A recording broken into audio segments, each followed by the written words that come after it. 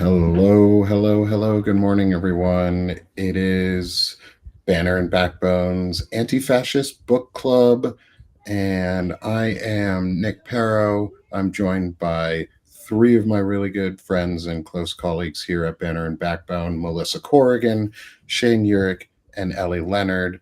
And our special guest today, Stephanie Wilson from Freedom Over Fascism. She is a historian, a friend, a doctor in history. Not, That's her I was doctorate going to in say not the history. useful kind of doctor. Not the useful kind of doctor, but actually, right now, maybe the say that. most useful kind of Don't doctor. say that at all. I disagree. I think historians right now are probably some of the most useful people in Yes. our society because they teach us what is good and possibly really, really bad and what to look out for and how we can work on history. So, good morning, everyone. Welcome. Good afternoon. Good afternoon. We are finishing our discussion on what is fascism today in the final sections of Grievance and the conclusion. And before we get into any of the readings, I'd love for everyone to round robin from Melissa down, if we can, on our screen here. Introduce yourselves, and we'll end with our wonderful guest, Stephanie, and get right into it. All Melissa? right. Hi, I'm Melissa Corrigan with Counter Story Media. Shane? Hello, I am Shane Urick. I'm with the Firebrand Project.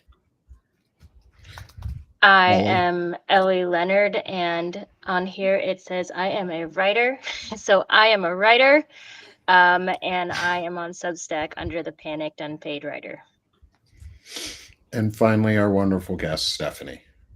I'm Stephanie with Freedom Over Fascism, and I'm a historian, and I keep forgetting to say that I also have worked in strategic communications for quarter century. So got that too. That makes me feel really old. That's why I don't usually say it. Don't worry about it. It's, we don't worry about it. And I'm Nick Perro, host, friend, and host of the Sick of This Shit with Nick, and co-founder here at Banner and Backbone. So welcome, everyone. Let's get back into it. I'm going to jump into our next page, which is going to show what we're reading, and I will look at that, everybody. Fancy, fancy little pictures for y'all. I'm going to make sure to also put up into, or Shane, could you put into all the chats this morning the link to, I'll drop it in for our chat here. I have it pulled up right now, so let me... and we're going to drop the link for our reading today, which is What is Fascism? We've been reading this here for the last 3 weeks because there is a buttload to talk about. Yes, indeed. And oh no, it doesn't look like Ellie is her channel is on. That's not That's cool. okay. You know what? We'll figure it out. I'm not worried. I think it's because I didn't turn your channel on.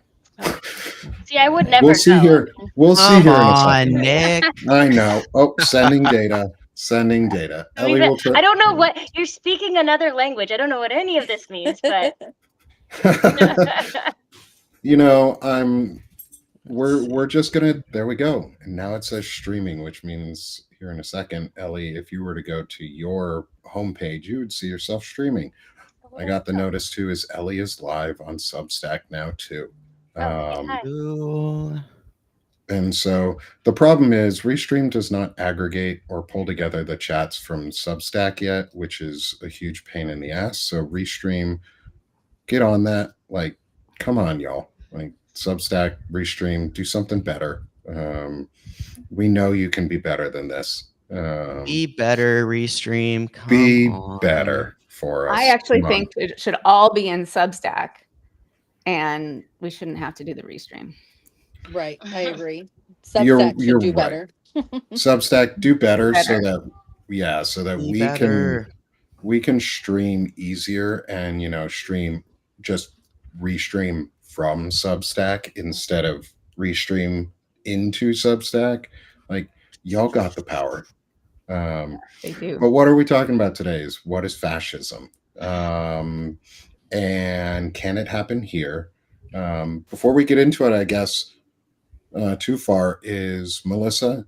You give a really good overview of what the book club is and isn't. Can you give us just a quick recap, and then we'll jump in after that right into our section on grievance. Absolutely. So the first thing that we always tell everyone, because it is an anti-fascist book club, we are in no way associated with the nonsensical, non-organized entity that is Antifa. So this is not an Antifa meeting. So if you need to leave now, you can do that. Stop reporting us to the FBI. We're just a book Yeah, club. CIA guy who listens in on my phone. Don't worry about it. You already Right. know everything. We're transparent here. So That's what we right. do is we read over pertinent literature and we have discussions about it for the purpose of educating and empowering you to take that knowledge and go out and fight Nazis. That's right. Like the Nazis. Fight Shane, them Nazis. Shane, I think you got some. Oh no, that was me. Sorry, Shane. I think you had something you wanted to say though before I jumped in there. Sounded like you were going somewhere. No, I mean, I think that, like, Melissa said, just to clarify, Antifa does not exist. We just like to read books that remind us of the most depraved form of governance that we've seen in history, one of them. So, yeah, Antifa, we don't know them. Never heard of them. So, yeah, we just like to read about shit that could quite possibly happen and is happening right now. I hear Antifa likes to give interviews on Fox News, but Wow. with did you see that with the face mask on? That was an Wow. Antifa member giving an ex Antifa member gave an interview on Fox News. So. Did they like modulate his voice? I was an Antifa. I don't know. It basically just looked like an ICE agent. It was the standardized guy in the face mask of either a January 6th event and or now what is ICE agencies. So yeah, I don't know. I mean they pretty much identify as the same thing, don't they? Yeah. As J6ers. I was listening in. One of the reasons that they hide their faces too is possibly because they're hiring prior felons who and I was listening in, I think it was Maya May on Lincoln Square. It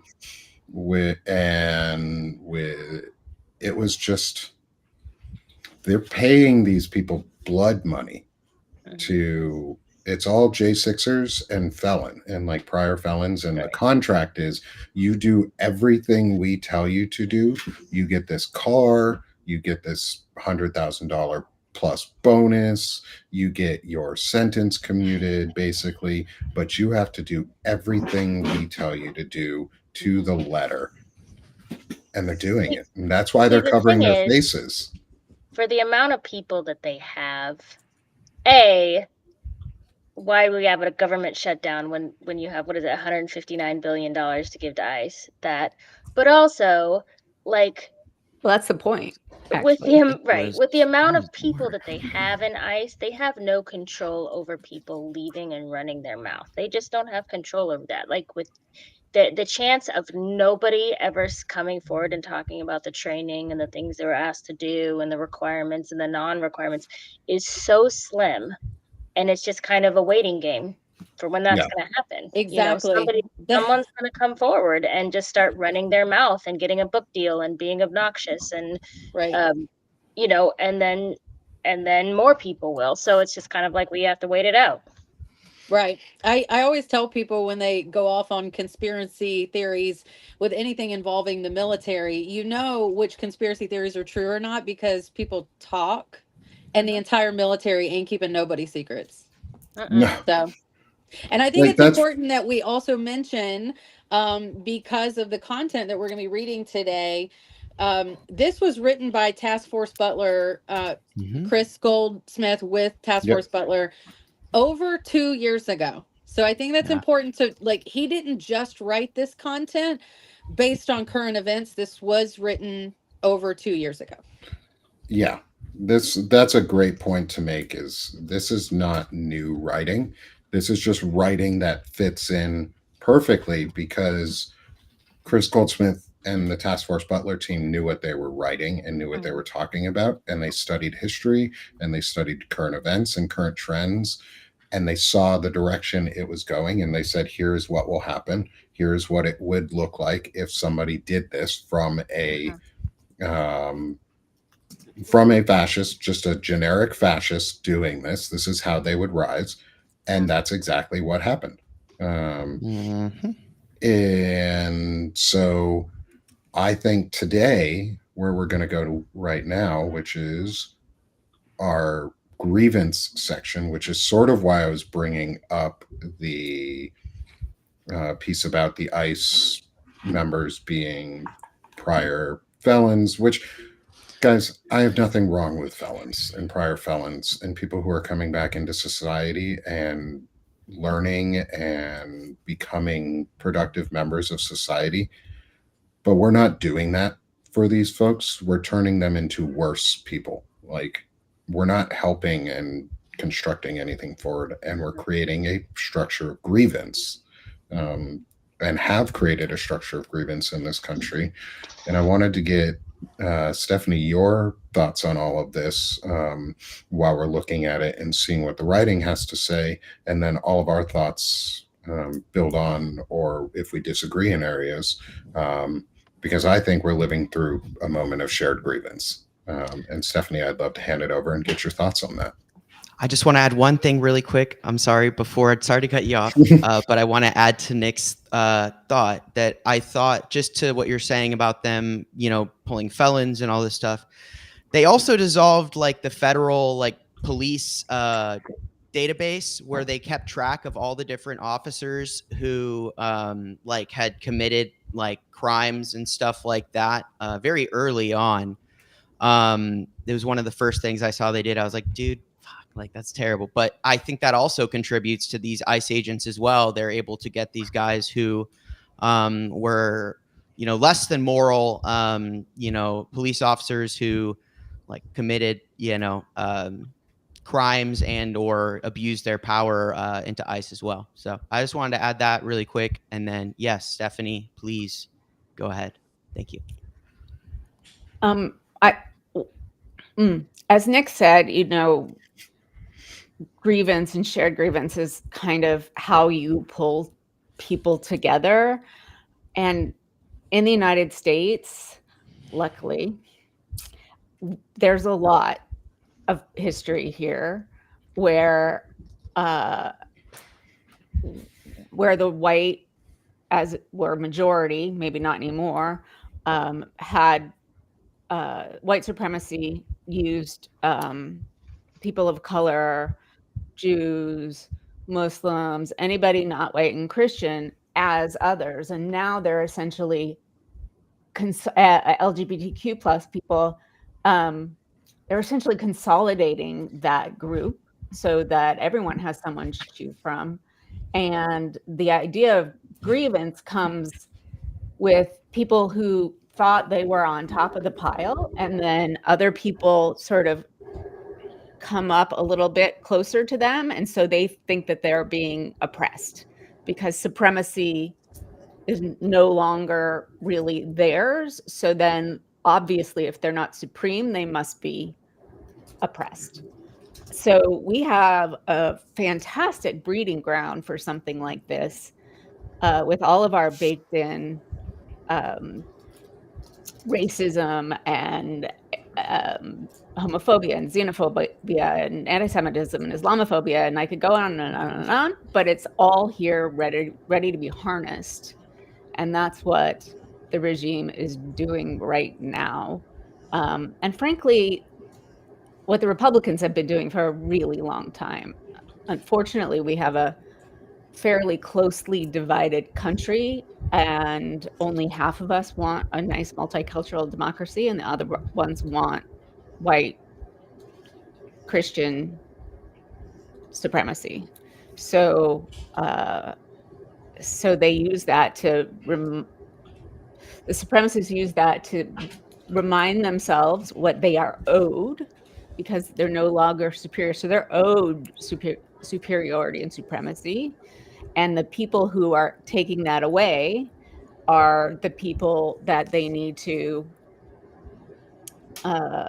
be against, but also from the top, they want a group of people fighting against each other, so then they can also be more corrupt and make more money. As all of this is going on, you'll notice that the billionaires are making more and more and more and more and more money, while those of us out here in the real world are facing higher prices and a lot of unemployment and stuff like that. So I think there's a multiplicity of ways that this all comes together into this moment. Ellie, Shane, or yeah. Melissa, either any of you want to jump in? I want to piggyback off what you said, a couple things. Because one, you were talking about creating, there's the billionaires enriching themselves, right? And you have the centimillionaires as well, right? There's 10,800 centimillionaires in America. Okay, so these are the people that are $100+ million.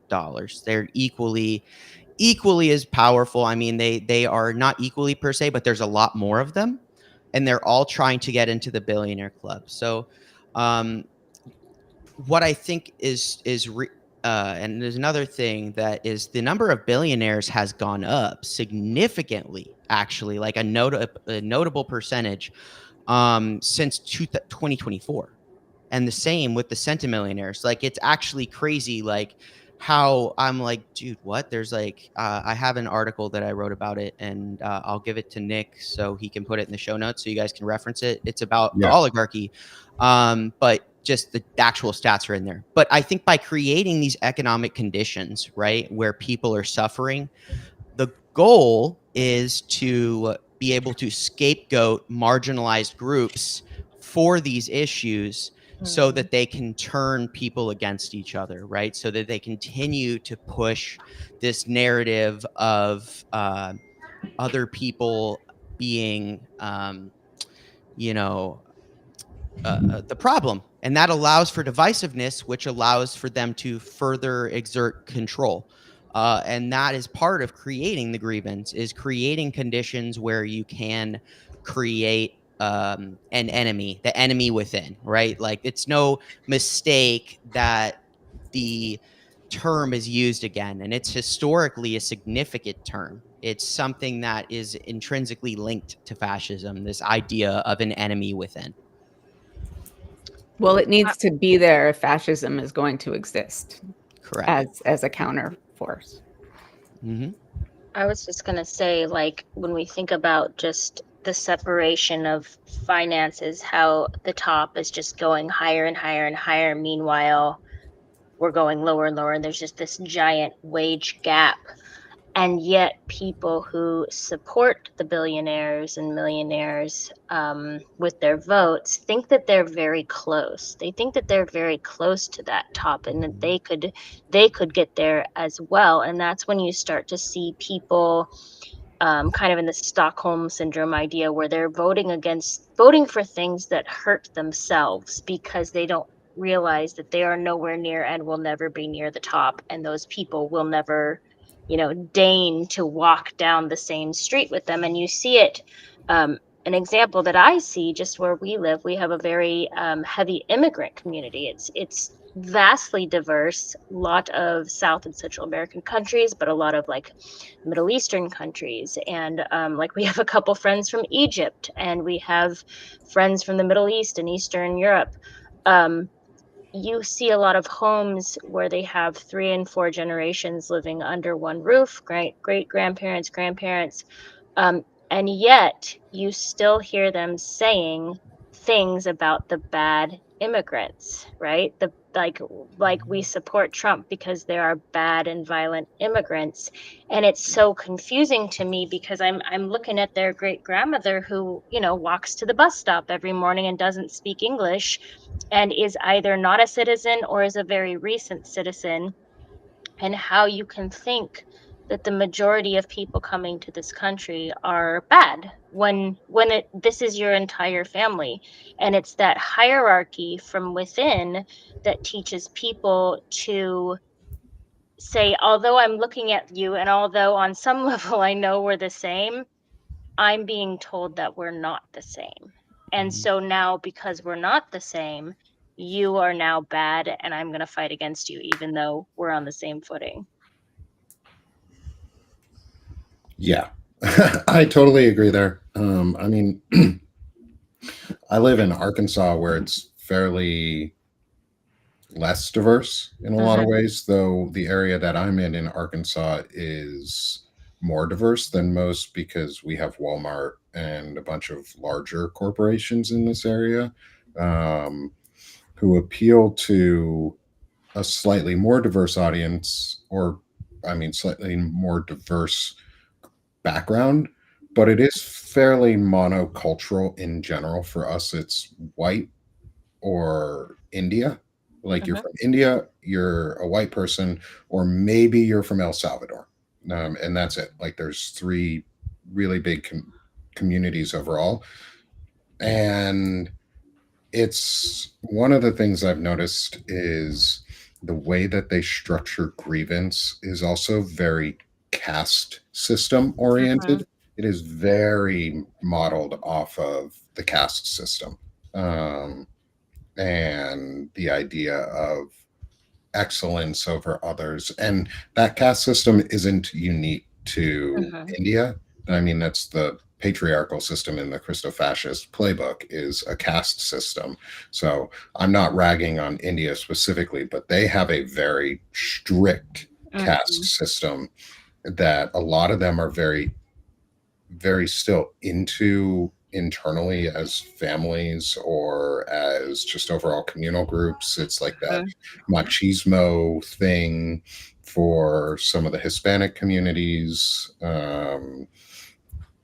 For Americans, it's just white Americans. It's sort of just built into our culture of machismo, or like, I guess, overly aggressive white males who have to compete for everything and everything's a competition all the fucking time and you have to be a 10 or 100xer, and that creates grievance too. Like I was in a work environment where I had grievances against people in my job because they kept stealing my ideas or stealing my work and putting their name to it. And I didn't have a shared grievance with other people. The shared grievance was against me because it was as though I wasn't doing anything. So it became a grievance against me, which made it a really hostile work environment. And the person who led that charge was removed from the company in a happily let go for before I was, which was a victory for me to see was that this individual, I'll say he, and that's it, did something to somebody else, and that other person just happened to be louder than I was and in a position where they were willing to lose their own job to do it. And I couldn't. But it's the fear of other. And it was like, it was a grievance structure of why aren't you working hard enough for this? Or why aren't you putting out more for this? We expect more from you. You should be doing more all the time. You should be doing this. Well, it's just a competition against each other. And it's awful. Like Well, I it's have part of this, fear because it's not a competition with each other. right, Melissa? Something that I have found is so curious to me, and I think we're going to look back and see that the right wing media propaganda system has been one of the most profoundly successful propaganda campaigns in perhaps all of history. Because, and I'm about to use some words, and I'm not disparaging anyone by any means, but you have people living in trailers, working minimum wage jobs, on food stamps themselves, on Medicaid themselves, absolutely calling for the destruction of those programs, lest someone that they deem as the other get those programs. So they are willing knowingly to lose those programs themselves just so that someone else will also these people that they deem as the other, whether it's immigrants or a gay couple or anything, if it's an other, they are willing to sacrifice their own family's financial stability and even health care just as long as we stop other people from getting that. And that is like watching that unfold has been one of the most profoundly curious and really astonishing phenomenon that I think I've ever seen in my life. I just wanted to say, oh, go ahead, Stephanie.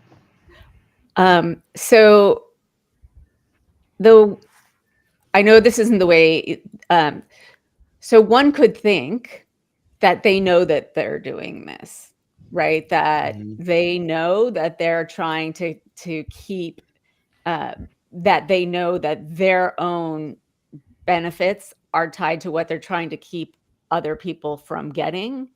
But I think they don't really make that connection between this is how I'm getting by, and I don't, it's very zero-sum thinking, right? Either I get it or you get it. And not even knowing that some of the people that they're afraid of getting, say, whatever, undocumented immigrants on Medicaid, it's illegal. It doesn't happen, right? So, but they've been so inculcated with this hate and misinformation and disinformation that they just believe what, I mean, Mike Johnson went out there and said something that was 100% backwards, wrong, upside down, as if the Democrats held all the power and were turning off the government so that those illegals could get all of your stuff. And JD Vance went on TV. Sorry, JD Vance went on TV too. Sorry to cut in there, Stephanie.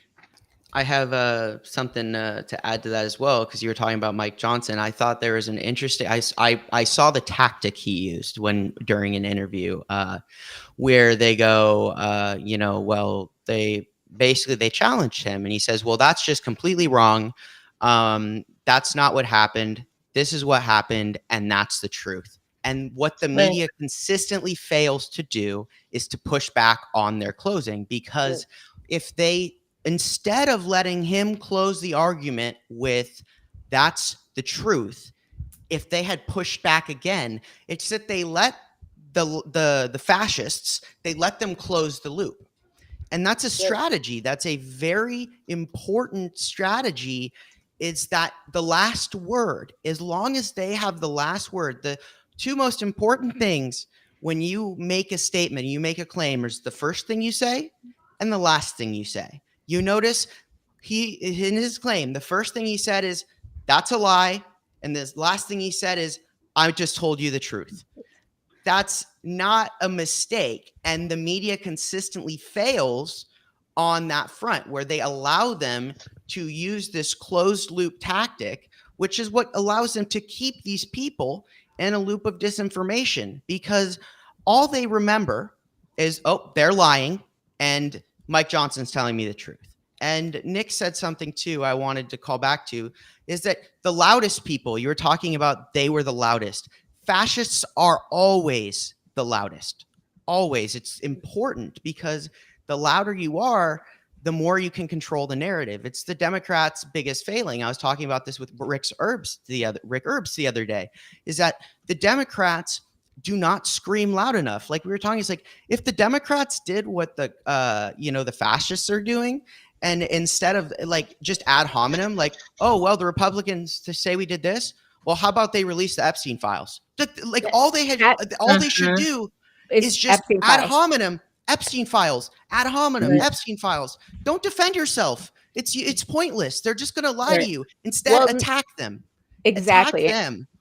And one of the things about defending yourselves, as soon as you start using the same words that they do, even if you have they don't blah blah blah, or they're not blah blah blah, you're reinforcing their message. I don't think enough Democrats really understand that they need to start an entirely new conversation. And as you were saying, Shane, like this shutdown, like why? Yes, I understand why they're like talking about Medicare, but it would have been so much more effective had they been like, no, we're not funding fascism. Where are the Epstein files? No, where are the Epstein files? No, we won't fund that. Where are the Epstein files? You know, and it's so easy. Like, I don't so understand. Easy. How is it the five of us can sit here and figure this out in 5 minutes? To also, fascists use deeply populist appeals, like we've been talking about, the foreigner, the prejudice towards the foreign influence. Yet we have a foreign influence we could easily spread a non-fascist populist agenda on. Is an international group of people are behind the Epstein files and have funded the Epstein files and pedophilia, child sex trafficking, and it is directly linked to the president of the United States and the mentor of the vice president of the United States and multiple advisors within the presidency and the executive branch. The executive branch is a bunch of pedophiles or protectors of pedophiles funded by an international group. We need the Epstein files so that we know who funded these organizations so we can stop it. Or we just need to pay Ellie Leonard a lot more so that she can be full-time doing this. And yeah, no kidding. With Zev Shalev. Like, I'm serious. I want to pay Ellie and Zev. Funding, like why, or tied to the vote. Why has no mainstream media asked Mike Johnson to his face why he will not swear in a duly elected representative of the people, and she would be that swing vote to force it? Why has no mainstream media asked why a duly elected representative of the people is not being sworn in on time? It's the same reason they didn't ask why McConnell wouldn't put back in Obama days where Obama nominated Garland to be on the Supreme Court and McConnell wouldn't hold those hearings for a year. Funny how the only black president we've ever had couldn't get a Supreme Court nominee over a year before his last in his presidency, and Donald Trump got one in the last fucking month. Right. Like, just rammed through Amy Coney Barrett in the last month. That is coordinated tactics. That was coordinated suppression.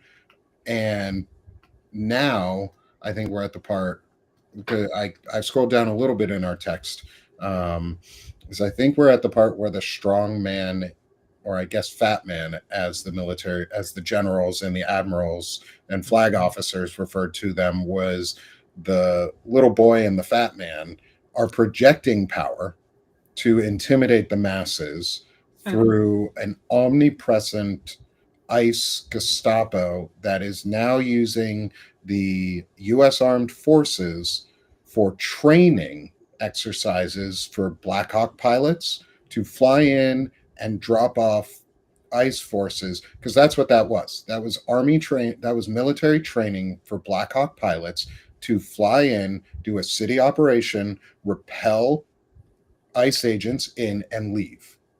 If you don't think that was a military operation, you have never seen war before, and you don't know what wartime operations look like. That is a wartime operation. I've been to war. I've seen that. I know that. I know those stories because I've heard them from people who lived them in the military while I was in. Melissa can tell you stories like that. She knows how these things work. Like, this is military training. And not just that, I feel like it's a reiteration. If people are paying attention, it is a reiteration of us versus them. In that low income apartment building, there were white people and immigrants, Hispanic people that are legal residents. I mean, there was a black people, there was a mix, and the only unifying feature of that group of people is that they were poor. And not only did they feel the need to go in and snatch those people, including their children, out of their beds, they destroyed their property. They destroyed their homes. They destroyed their property. It was such a a signal to me that, like, if you are poor in this country, you are less than nothing. We will treat you however the fuck we want to treat you, and you're just going to have to take it. And so the sooner the American people realize that it's not so much us versus them in terms of social issues, LGBT, immigrant, but if you are below a certain socioeconomic level, you're less than nothing to them, and they are going to prove that. They are proving that, and they're going to continue to prove that. I I think wanted to. ICE. Oh, go ahead. Okay, I'll be quick. I think that we're talking about power projection, right? An important thing to note here, like Nick said, like these are wartime operations. ICE is not a law enforcement agency. It is a paramilitary group that is under the direct influence of the executive branch, by proxy, the oligarchy through Stephen Miller. And we have, this is like, it's literally like they made the federal government BlackRock. They took BlackRock, and I guarantee you, like BlackRock and these groups, they're providing ICE agents as well. This is the Garda oligarchy's World out of Montreal.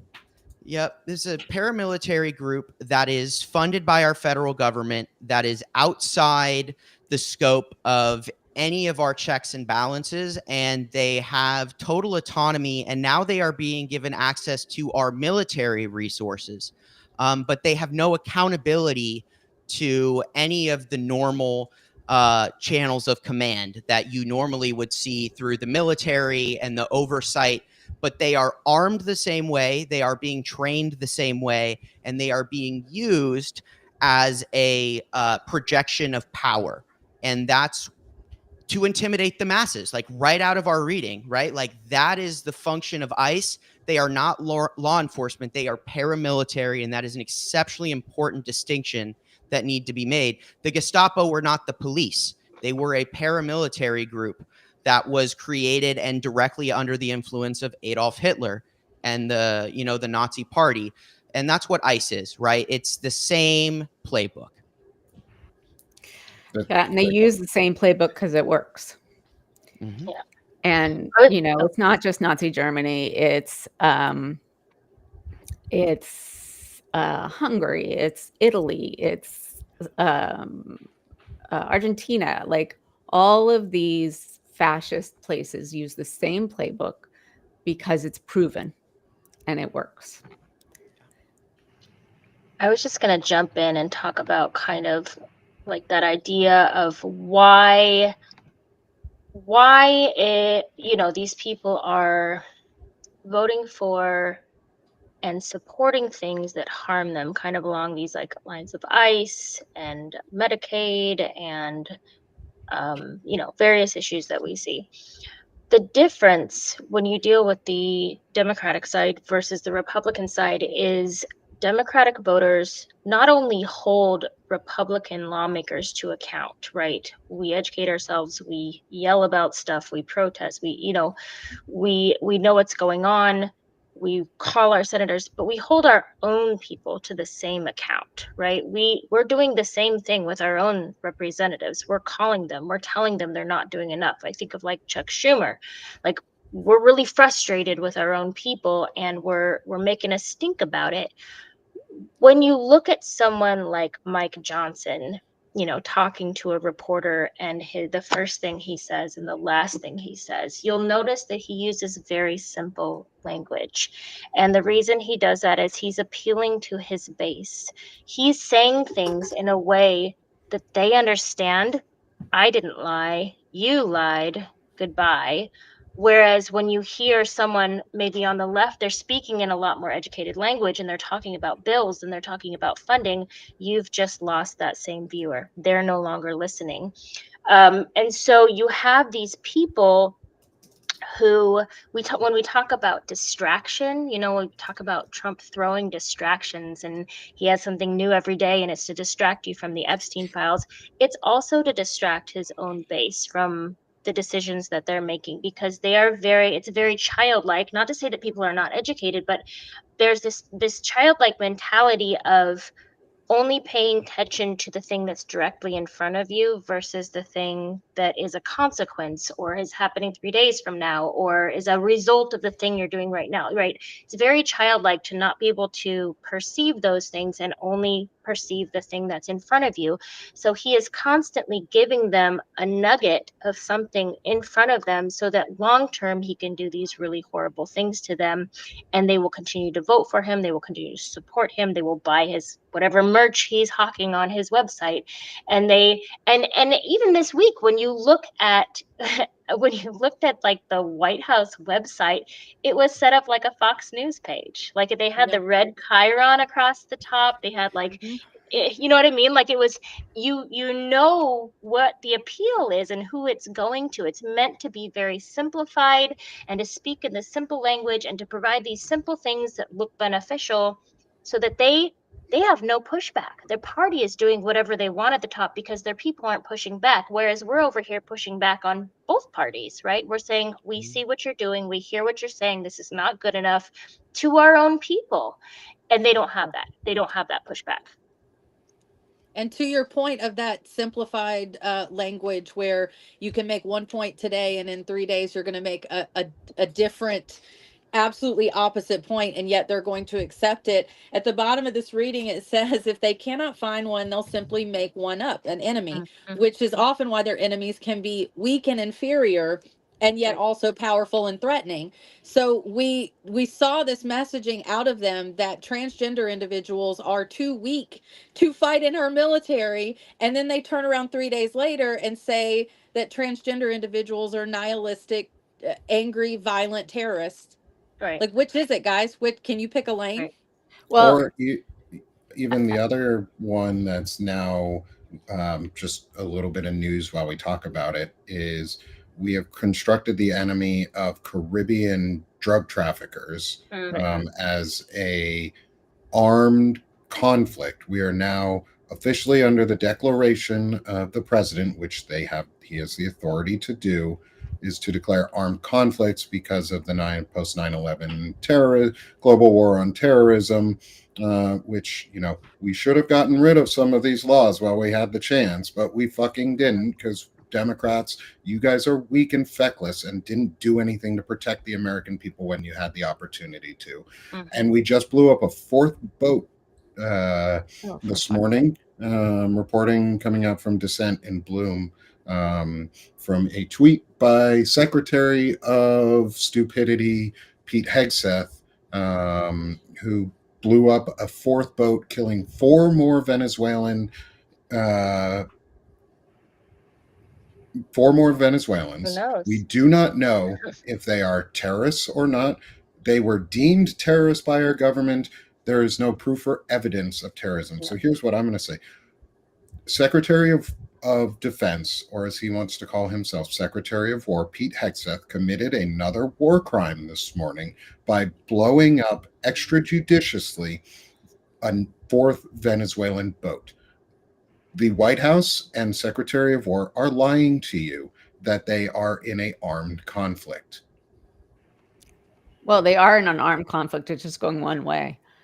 Yeah, but they're lying to you that we need to be at war is, I guess, the more. No. I was being a little bit flippant. But what it's going to lead to is they're going to lie to you saying we have to be at war because they made up an enemy of Venezuela and drug traffickers to allow them to bomb Venezuela and provide the executive, doesn't matter which executive, could be the next one, but to provide the executive wartime powers and authorizations so that they can do things like run over the case that Melissa is covering about flock security and turn that into one, it's now of national security. We have to collect this data. That's bullshit. That is fascism. That's bullshit. That's gaslighting us into thought police and control of movement, i.e. 1984. Not just that, that was a local issue where two residents of my city are suing our city Flock Safety tried to intervene and join this case, and the federal judge denied that, saying you're just the vendor that provides the cameras. The city is the ultimate one that bears the responsibility of how to use the cameras. So they denied that. And so this previous Saturday, the federal Department of Justice has entered the chat. They've entered a statement of interest, and now they've pushed it off the bench trial for 4 months. Why is the federal government getting involved in a case between a citizen and their city? Also, why is it that the owner of Palantir, Peter Thiel, one of the co-founders of Palantir, is now trying to purchase Flock Security and roll it into his overall Palantir data collection and surveillance system? That's a really big deal, and that's them creating an enemy to be able to consolidate power and consolidate tools and monopolize, or on however they want to say it is, monopsonize, so that they control both the consumer monopoly and supplier monopolies, and that we have no way to say no. Well, they created an enemy in Venezuela, in Venezuelan migrants. They've been doing it like Venezuela. They are like dead on wanting that. Somebody in there said, and I think it's Stephen Miller, would be the key in all of this part, was like, Venezuela, let's focus on Venezuela and Venezuela only, and just fucking make a war with them. So they made up an enemy. Yeah. Totally.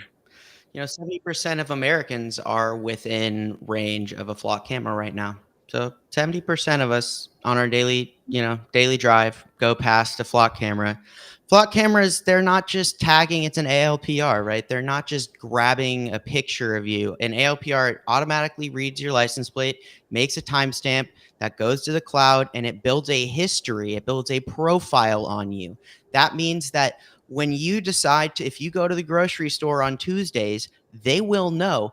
They will know you go on Tuesdays. They will know when you pass that Flock camera. And guess what? If one day they decide, you know what, Shane, he's annoying. He talks too much. He says shit we don't like. Well, we know where he goes to, get his groceries. We know he'll be there on Wednesday. We don't need to track him down. I'll just send some ICE guys over there. And when he shows up, we'll grab him, because we already have a profile on his whereabouts, what he does, what his daily routine is. And they probably have access to your, EBTs, right? When you pay with your Apple Pay or your card, they have your phone. It's not like they just have a singular, they don't even have to try. Like, they have it all.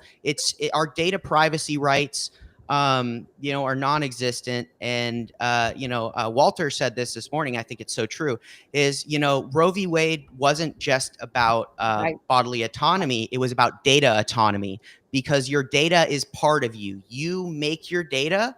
And by setting the precedent that women don't have control over their own body, you also don't have control over your own data.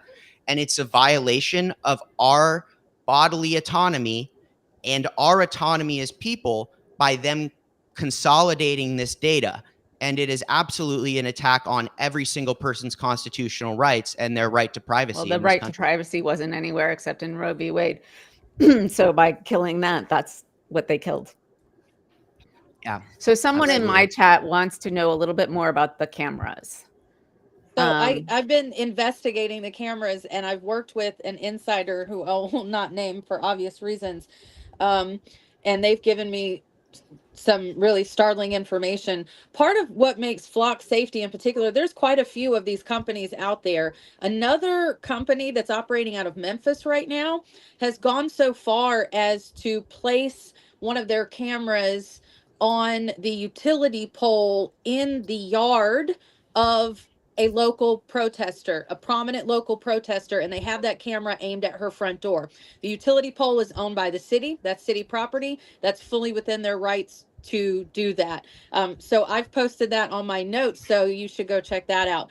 But part of what makes Flock Security such a disturbing program, and their link to Peter Thiel, is that he was an investor in an incubator that Flock Safety was a part of.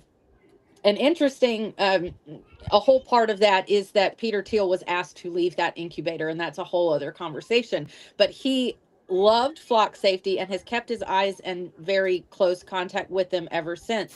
Flock safety has developed a dashboard, and it's sort of they were the first company to develop this dashboard that didn't just stop at license plate readers. They have a dashboard provided to law enforcement, and especially federal law enforcement, where it will track everything for a person. It will tie in consumer data information. It will tie in even social media information. When you talk about building that electronic profile and connecting it to your license plate movement, that's where Flock Safety is the most dangerous company out there. They're also doing these, and I was going to write this down, but I'll just say it instead. They're doing, if you look at obviously toll roads, but if you look at state crossing points, identify if there's a camera on there. Because a lot of states now have state crossing cameras that are just. Oh, we lost Shane for a second. Right, and Flock Safety has also begun dealing with corporations, so private businesses.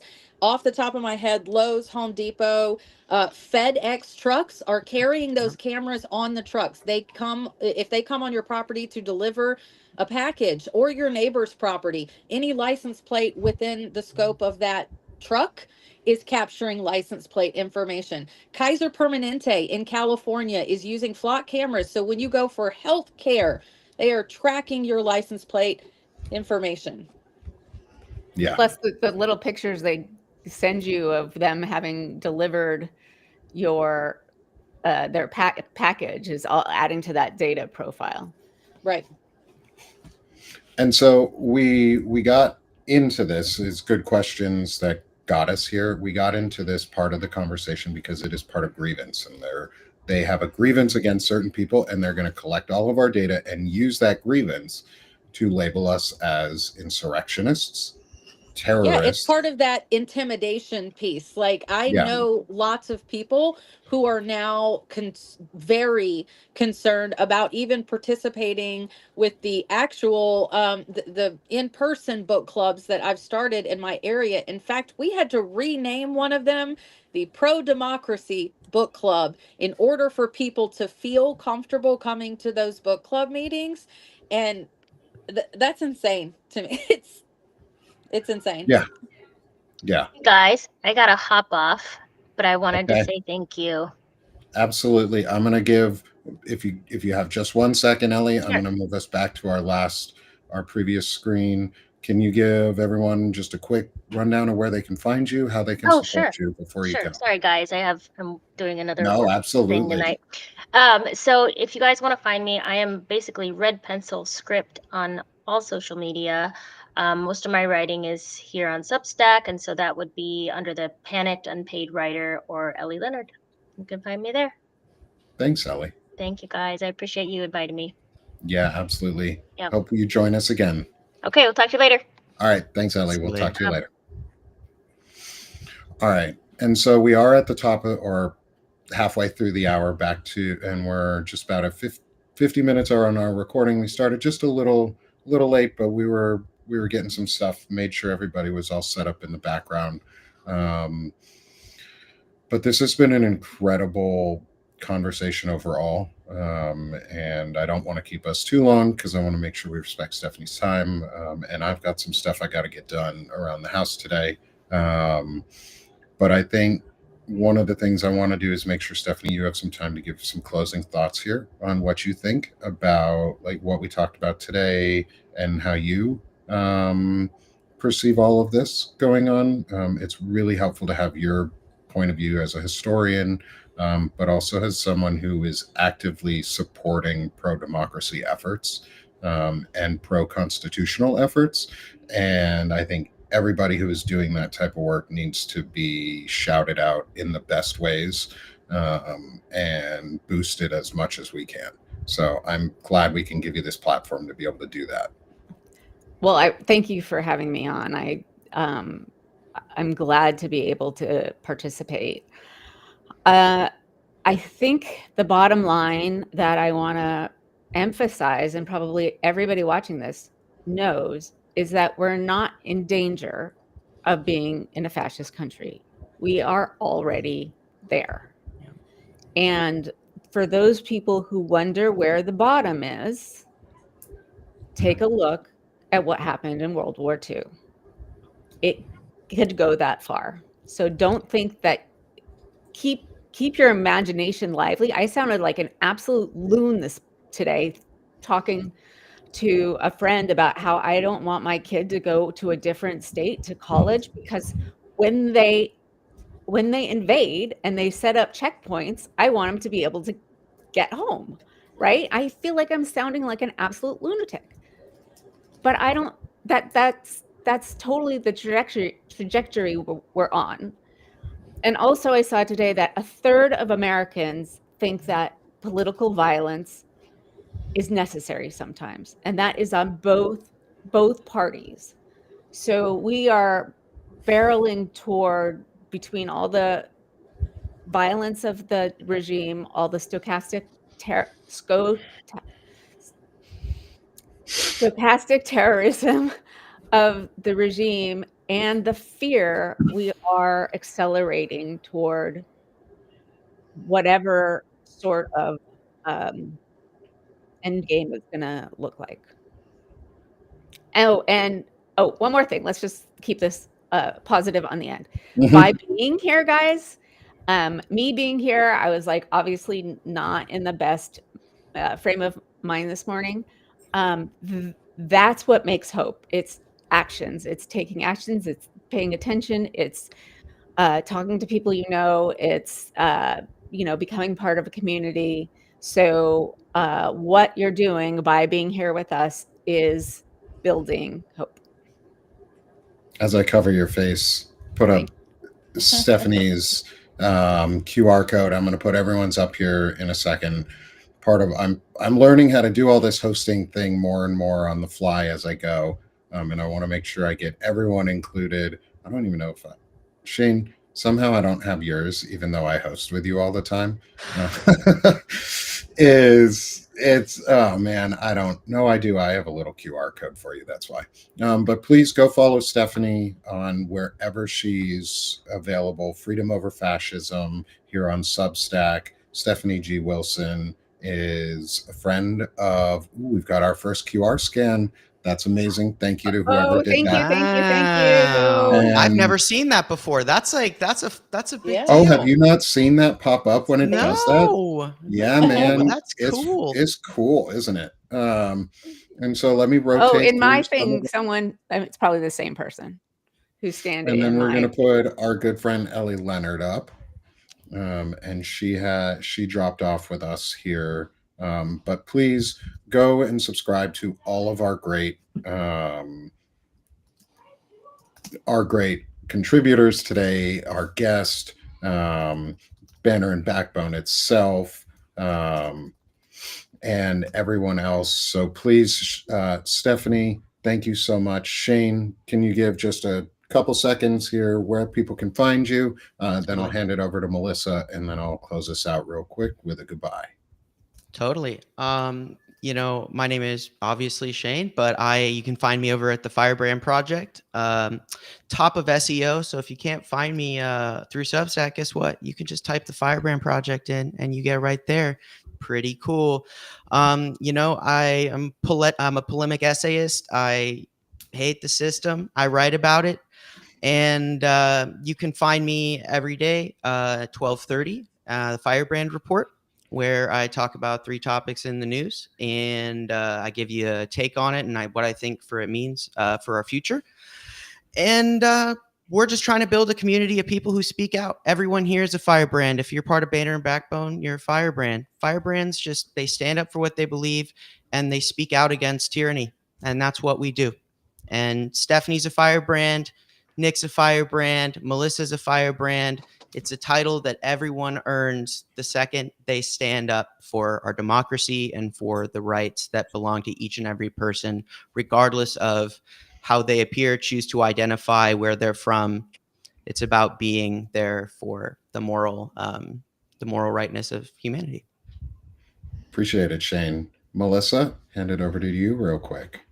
Yes, I usually like to end with a call to action today. It's not self-serving, I promise. I would like for your call to action, I'd like for you to go check out my notes. I've had some insiders that are inside federal departments drop me some information, and I have shared that information. One of them is press guidance inside the Department of Defense, directly ordering the press corps to blame Democrats for the shutdown, which is absolutely unreal. So please go to Counterstory Media, to my notes specifically from this morning. I'm dropping these as I get information. I sort of look into it, fact check it a little bit, and then I share it with you. I want to always keep that conversation going and keep any information I have, I share it with you so that you can see what's going on inside these federal departments. Absolutely. Thank you so much, Melissa. Thank you, Shane. Thank you, Stephanie. I'm Nick Perro, host of the Sick of This show, and Sick of This Shit with Nick. I do political, social poetry, and commentary. And I host a morning show at 11 a.m. Eastern, Monday through Thursday. Stephanie is a repeat guest with me on my Monday show, where we talk about chronic illness and practice. And I love her insights, also just being able to hang out with her and others with chronic illnesses. So please come check out my work personally too.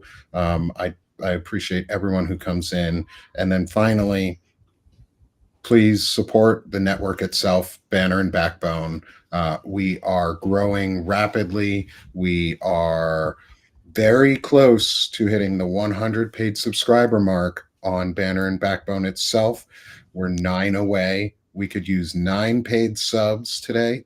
If you can, become a paid sub with Banner and Backbone and help us get across the 100 paid subscriber line. And that will help the network grow. It'll boost all of our platforms. We're also going to be doing some really cool additions to Banner and Backbone. I'm going to start streaming some restream casting of longer shows, which is going to be a compilation. The first one is going to be a compilation of our first 4 episodes of the book club. And so look out here soon I'll probably drop it on Sunday to do maybe 2 repeats during the day. So look out for the first 4 episodes of the Banner and Backbone Anti-Fascist Book Club, where we cover What is Fascism by Task Force Butler and Can It Happen Here? And I think we figured the answer to that question is yes, unfortunately. So with a call to action for everybody, try and start your own anti-fascist book club. If you cannot start one or you don't know how, we'll drop links and everything you need in the show notes. Thank you all for joining. Please subscribe to all of the contributors today and do something actively for democracy today. This was your first step in actively participating in your democracy today. Now go take some lessons and help people be less full of grievance. Or if they want to stay grievance filled, shuffle their grievance towards something that is positive. And the oligarchy. Grievance against the oligarchy, the robber barons who we are all need us. to be against the oligarchy. Yeah. Yep.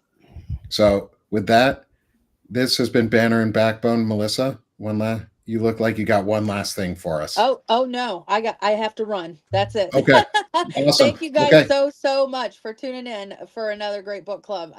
Thank you, everyone. Appreciate it so much. This has been fantastic. We'll